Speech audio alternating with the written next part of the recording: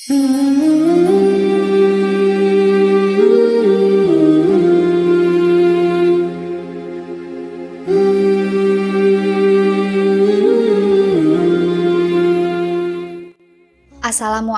warahmatullahi wabarakatuh. Kami kelompok 1 dari kelas 5D akan menjelaskan sedikit tentang organisasi Gerakan Melayu di Patani. Daerah Patani terletak di Semenanjung Melayu dengan pantai Teluk Thailand di sebelah utara. Di bagian selatan, terdapat gunung-gunung dan atraksi turisme seperti Taman Negara Buduk Sungai Padi yang berada di perbatasan Provinsi Yala dan Naratua. Catatan mengenai perkembangan daerah Patani dalam banyak literatur selalu dikaitkan dengan proses Islamisasi dan perdagangan yang terjadi di wilayah ini. Dilihat kedudukannya secara geografis, daerah Patani cukup strategis karena berada di pertengahan jalur lalu lintas perdagangan antara negeri Melayu dan negeri Asia Timur, dan di antara perairan Selat Malaka serta Laut Sulu dengan perairan Laut Cina Selatan. Patani dipandang sebagai pusat komersial yang penting untuk melayani pedagang-pedagang Islam Arab, India, Eropa maupun Cina. Patani kemudian menjadi entrepot dalam perniagaan, di antaranya dengan menjual hasil bumi berupa rempah-rempah yang ditukar dengan tekstil dan tembikar dari Cina. Selain sebagai wilayah perdagangan yang cukup maju, Patani merupakan salah satu pusat kebudayaan dan penyebaran Islam di Melayu.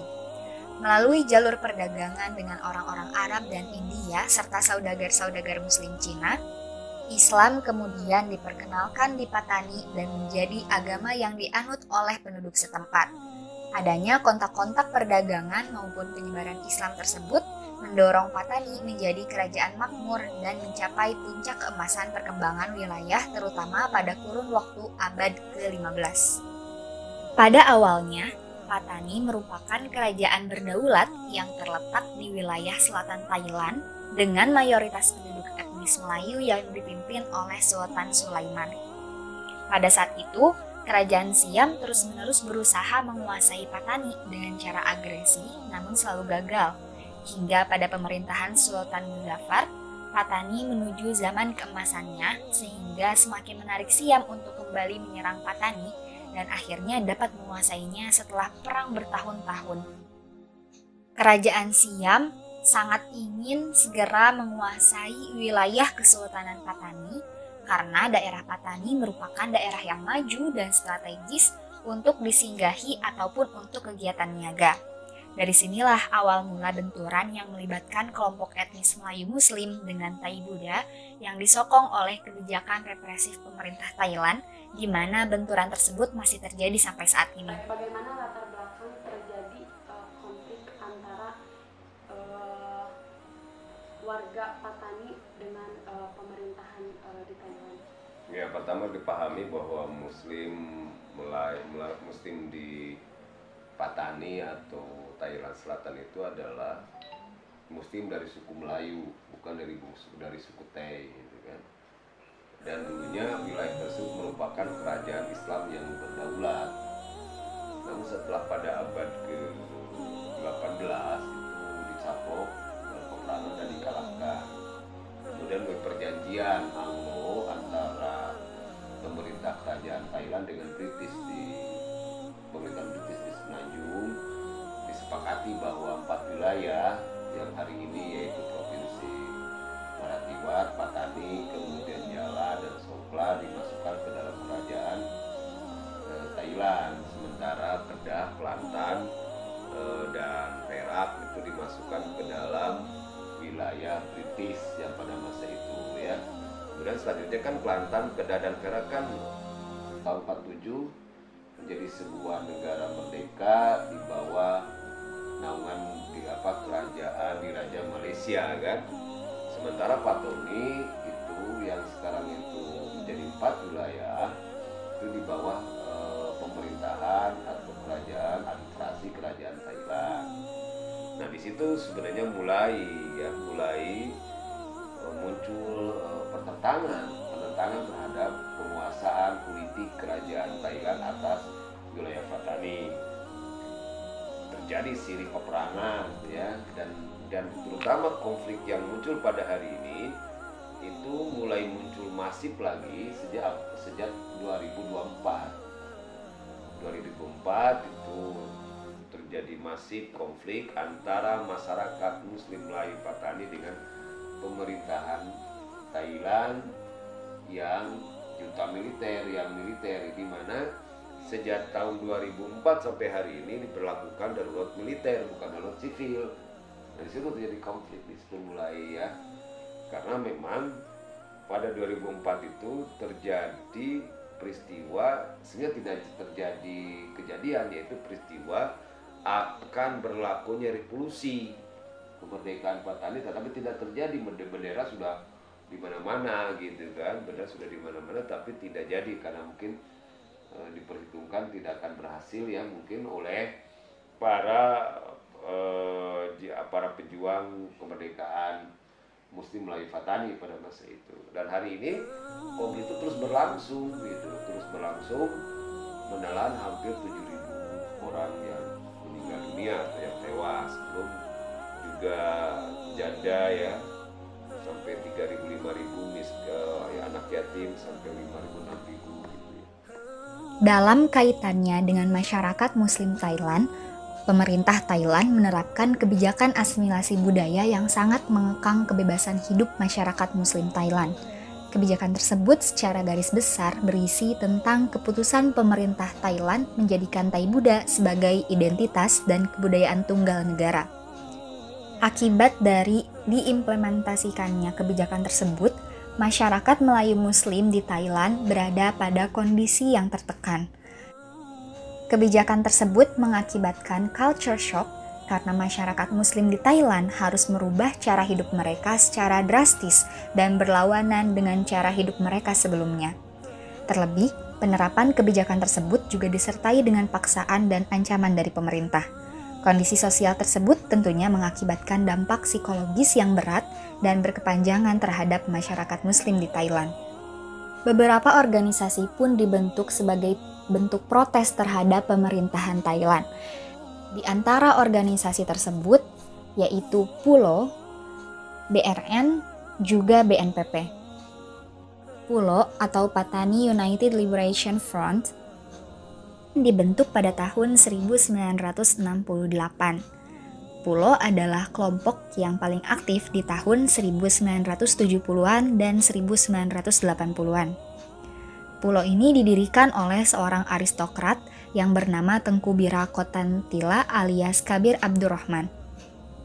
Ideologi resmi PULO adalah agama, ras, tanah air, dan kemanusiaan. PULO adalah organisasi induk yang mengkoordinasikan banyak kelompok gerilya yang memerangi pemerintahan Thailand. Sementara, organisasi BNPP dan BRN didasarkan atas persekutuan tradisional antara kaum ulama dan keturunan bekas golongan elit. Untuk masa depan Perdamaian Patani itu harus terlibat duduk itu, organisasi yang terlibat, organisasi yang kuat. Itu BRN, Barisan Revolusi Nasionalis, itu harus duduk. Dia kan punya pasukan gerilya. Kalau PULO kan lebih ke PULO itu Patani Liberation Organization.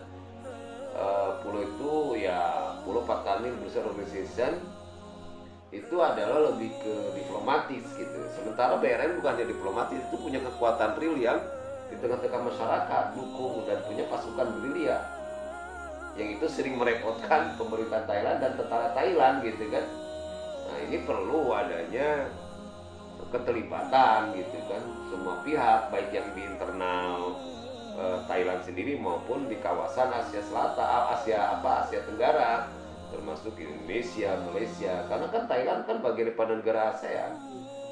Ini perlu gitu kan, persoalan ini bukan persoalan main-main gitu, bukan pertama jiwa, nyawa gitu, berapa ribu orang yang mati gitu kan, Muslim gitu, dan itu sudah berabad-abad, bukan ribuan lagi, mungkin ratusan ribu kalau dari tahun 1875 misalnya, ya, atau dari tahun 1775 misalnya, itu udah ratusan ribu.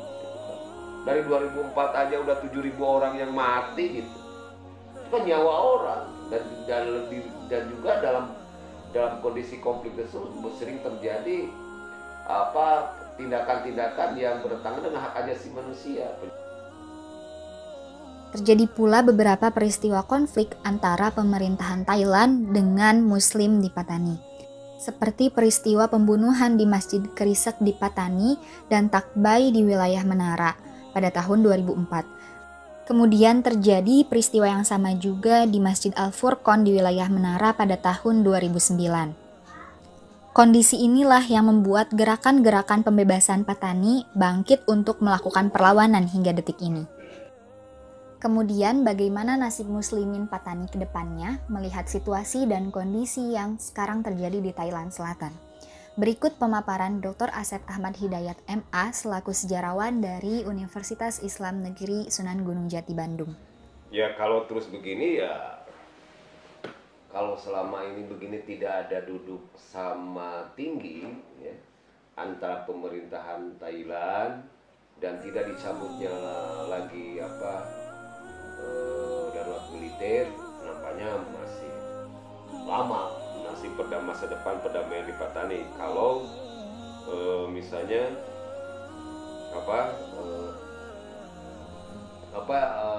darurat militer tidak dicabut gitu kan, tidak dicabut. Kemudian juga harus ada kesepakatan antara yang menentang, yang menuntut kemerdekaan dengan pemerintah Thailand, terutama pihak militer. Hari ini aja misalnya tanggal berapa nih? Ini kemarin aja sekarang tanggal berapa? Ya tanggal 17 bulan Januari 2021. Ini ada peristiwa juga nih. Patani ya di sini dijelaskan pihak polisi Thailand melakukan operasi penangkapan seorang laki-laki ya di daerah atau kawasan rumah nomor 1916 Mukim Sisakon, di daerah Sisakon. Sisakon itu Ampe atau distrik ya di daerah provinsi Narathiwat atau Kecamatan Narathiwat. Dan tiap hari begitu terjadi penembakan, pembunuhan, penculikan, bom. Jadi yang korban dari kedua belah pihak, baik dari pihak militer Thailand maupun dari bangsa Melayu Patani yang kebanyakan mayoritas Melayu Patani gitu kan. Kadang-kadang kan ada yang ditembak di tengah jalan, tergeletak, ada penculikan. Kemudian juga merasa tertekan gitu kan. Dan sekarang juga mengarah bukan hanya konflik dengan pemerintah Thailand, tapi kadang-kadang antar kelompok, antar individu misalnya. Ya orang Buddha juga jadi sasaran gitu kan. Banyak yang mati juga, orang Buddha juga, bukan hanya orang Muslim gitu. Penculikan gitu kan. Tiba-tiba diculik ke rumahnya dengan atas nama darurat militer. Dan ini juga menurut saya Patani, kalau Patani bisa damai, menurut saya pertama cabut dulu darurat militer. Dudukan itu perundingan di antara kelompok-kelompok yang bertikai ya, kelompok-kelompok barisan revolusioner gitu ya, barisan pulau dan sebagainya, termasuk kelompok mujahidin ya duduk di situ. Tapi harus ada yang menengahi gitu kan. Menengahi ini ya termasuk negara-negara Indonesia gitu kan, negara Malaysia gitu kan, negara-negara ASEAN yang termasuk juga yang menengahi NGO, organisasi Islam, dan harus ada keterlibatan juga PBB gitu kan.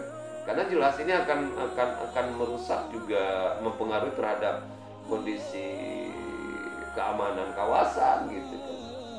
Ya kan konflik sekarang misalnya, oke lah, ada konflik Moro di Filipina dengan khasnya gitu, dengan abu sayapnya, ada persoalan Papua, ada persoalan Myanmar gitu, persoalan Patani, itu persoalan Kamboja, perbatasan Thailand gitu kan, itu konflik gitu kan sering terjadi muncul gitu kan. Ini kan juga akan mempengaruhi terhadap ekonomi kawasan, karena stabilitas ekonomi ya tidak begitu stabil gitu ya. Jadi bukan hanya faktor tiga emas karena persoalan narkoba, tapi juga persoalan konflik Muslim minoritas dengan pemerintah itu juga perlu diperhatikan menurut saya ya. Bukan artinya harus benar-benar gitu, harus benar-benar diselesaikan. Sebagai manusia yang berakal, marilah kita senantiasa saling menghargai. That's all from us. Wassalamualaikum warahmatullahi wabarakatuh.